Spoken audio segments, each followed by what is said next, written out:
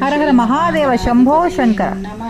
రేపు 18 పౌర్ణమి తర్వాత పాడ్యమి నుంచి రాబోయే అమావాస్య అక్టోబర్ 2వ తేదీ వరకు ఈ 15 రోజుల్ని మన పితృపక్షం అంటారు. ఈ పితృపక్షాల్లో మన పితృదేవతల్ని ప్రార్థించుకోవాలి.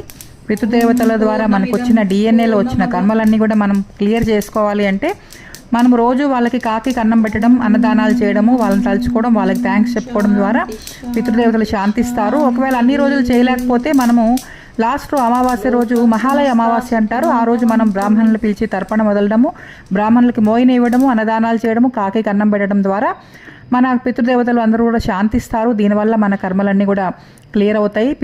దోషాలు ఉన్న వాళ్ళు కూడా ఈ కర్మలు చేసుకోవడం వల్ల చాలా లాభం ఉంటుంది. అలాగే మహాలయం అన్ని విషయాలన్నీ కూడా లయం అవుతాయి. ఇప్పుడు వరకు కొత్త సైకిల్ ఒకటి ప్రారంభం అవుతుంది. దసరా అనేది ప్రారంభం అవుతుంది మనకి మహాలయ అమావాస్య తర్వాత. ఓం